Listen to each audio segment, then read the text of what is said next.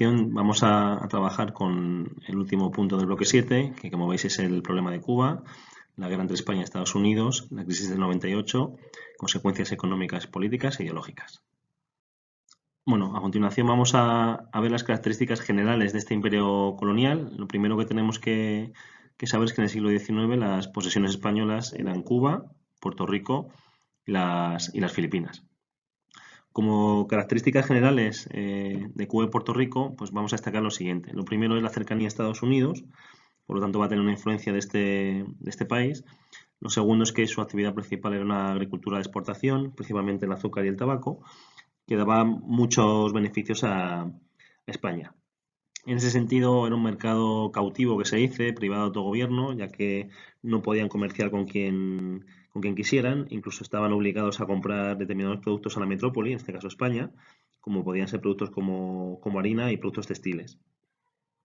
Luego, como os comentaba, pues tenían poco autogobierno. Todos los beneficios, o la mayor parte de los beneficios, quedaban en manos de una reducida oligarquía que tenía asegurada la explotación esclavista. Bueno, pues con lo cual este es un poco el contexto de estos dos territorios, como os he dicho, de Puerto Rico y de Cuba. En Filipinas, vamos a ver también las características, pues había que decir que no se hizo una gran inversión de capital y la población española era bastante escasa. También se dedicaba a la exportación de productos agrarios y bueno, pues había sobre todo mantenido la soberanía pues a base de la fuerza militar y las órdenes religiosas que trabajaban allí y que daban servicio a la población de estas islas. Por lo tanto, este es el contexto de las Filipinas. Vamos ahora a ver la evolución de cómo Cuba se va a ir independizando de España. Entonces, la primera fecha que vamos a destacar es el 1868. Empiezan a aparecer los primeros movimientos independentistas, una sublevación popular dirigida por Céspedes, como os he destacado aquí, y que sobre todo pedía dos cosas, más autonomía y la abolición de la esclavitud. Estos movimientos tuvieron el ejemplo de Estados Unidos, que estaban también en la guerra de secesión. El segundo hito es la guerra de los 10 años, del 68 al 78. Concluyo con la paz de Zanjón, en el que el general Martínez Campos se compromete a dar algo de autogobierno a esos territorios. Los acuerdos de esta paz pues van a ser del todo insuficientes y en este sentido va a surgir el Partido Liberal Cubano, dirigido por la burguesía criolla, que va a reclamar pues eso, más derechos y más autogobierno.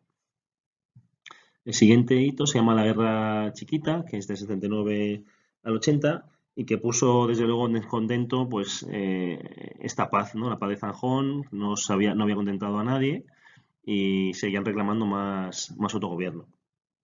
Va a surgir el Partido Revolucionario Cubano, en el que va a ser ya un movimiento totalmente independentista, ya no van a pedir autogobierno, y destacó en este sentido José Martí como máximo exponente. La guerra de independencia de Cuba pues va a ser dirigida por Martínez Campos y más tarde por el general Weyler, tratando de contener este movimiento, pero va a haber un hecho que va a determinar, que va a marcar el devenir de la guerra, que va a ser la explosión del acorazado Maine, que era estadounidense. Se va a achacar a culpas a España y en el momento que Estados Unidos interviene en la guerra, pues es algo que va a quedar finiquitado. Vamos a ver la evolución en Filipinas. En 1892 se va a crear el partido político llamado Liga Filipina, que tiene como objetivo también reclamar más autogobierno, más autonomía.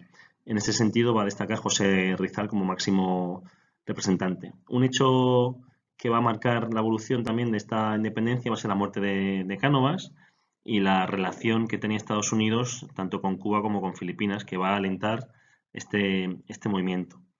Sagasta va a llegar tarde, estaba a favor de dar más autonomía a esos territorios, a las Islas Filipinas, pero como veíamos antes con el tema de Cuba, cuando Estados Unidos declara guerra a España, Filipinas y el Caribe pues se van a poner a favor de Estados Unidos y España no va a tener nada que hacer.